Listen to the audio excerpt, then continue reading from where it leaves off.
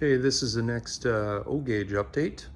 So basically continued to glue foam, hot glue, and get some more of that plastic grass from the dollar store. It comes in a 1 square foot, and then basically carve the foam to make it so it's a hill.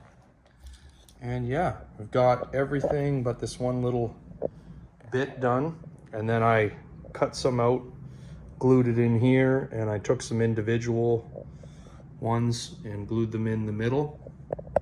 And then the next thing, this was done last time, so you can see it's all the way around. So at some point when this track is laid, the inside line, then I'll do the same thing on the other side, and there'll be basically grass going up this way and grass going up this way. And then I found a 3D catenary file, so there will be 3D printed silver colored catenary, just like the northeast corridor around here. The other thing that I did was, because it is a Lionel Girls layout, some people are wondering, I decided to go with the aquarium gravel, and I picked this color first. It's mostly black, and it's got a little bit of color in it, kind of a rainbow, and it actually glows all the little rocks that are not black under blue LED or UV. So basically, this is from there, and these 3 lines to here is 2 bags. It's $8 Canadian at Walmart, so about $5 US. So compared to Woodland Scenics, having the tire recycled in the middle, I think it's a good price. Like, one of the Woodland Scenics shakers would not go that far. It's smaller, and it costs about $20 a canister now. So, you know, it'll be no problem for a small layout, like a 2x4 or something like that. But when you've got a little more square footage, you have to kind of think out what the price is going to be. So I don't know if I mentioned in the last video, I don't think I did.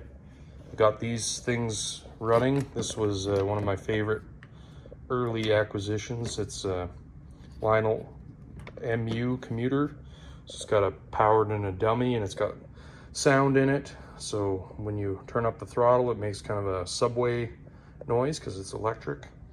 Got a really nice bell on it and everything. It's got silhouettes, but that's no problem. And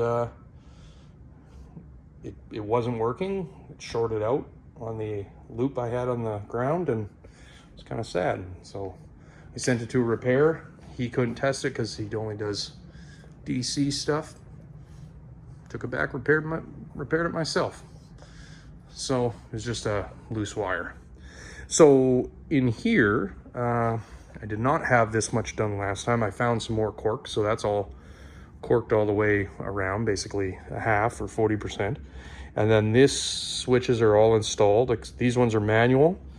Could not find powered ones right now, but when I do, I will change these out.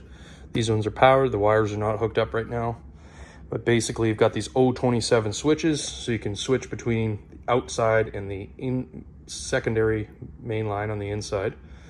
And then the 3rd and 4th go together. And the reason that I have it that way is because the inside 2 lines are on that old ZW, and the outside 2 lines are on that MTH Z4000. So basically, I don't want to make it that at the moment that the locos that go on the MTH, and I'll explain what those are,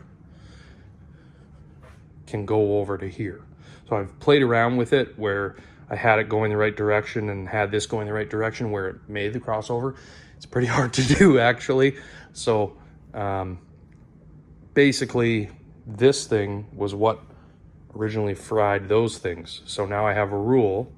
Any of the stuff that's a little fancier, which is not many, so like that Lion Chief, these 2, I think they're TMCC, this guy, this Lion Chief Plus, and the Seaboard.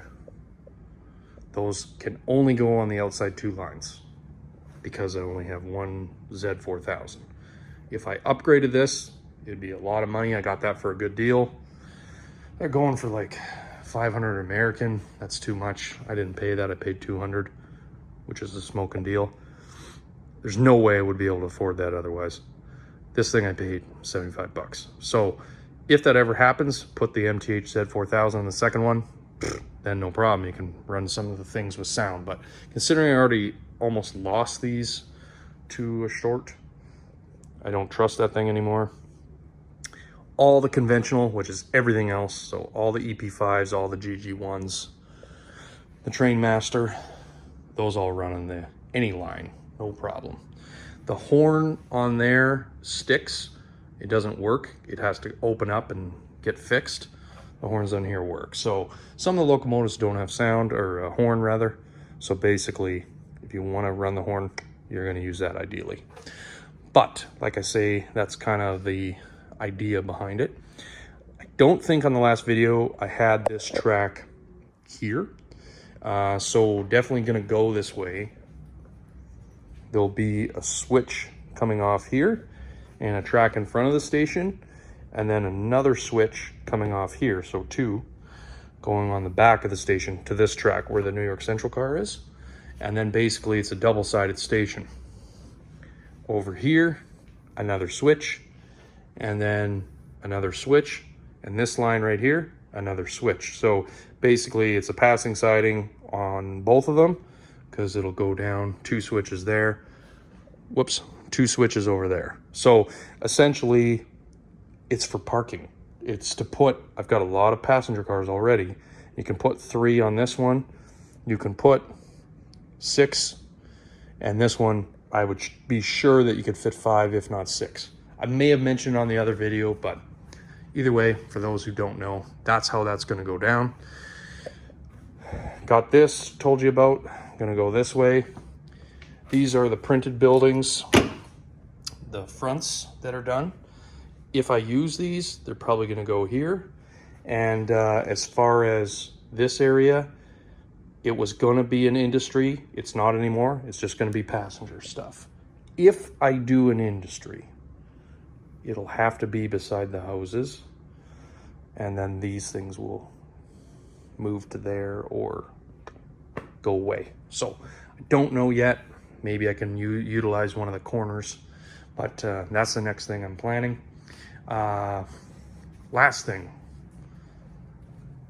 I made the cuts with the angle grinder on the ballasted sections. So I cut right through the cork, and obviously haven't unbolted it, but this layout is a portable layout. So I cut these ones a little bit crooked, but it's working. Going over, no problems on any of them. And I've got these MTH lock-ons as a jumper cable right now, because there isn't a feeder drop from either of these lines.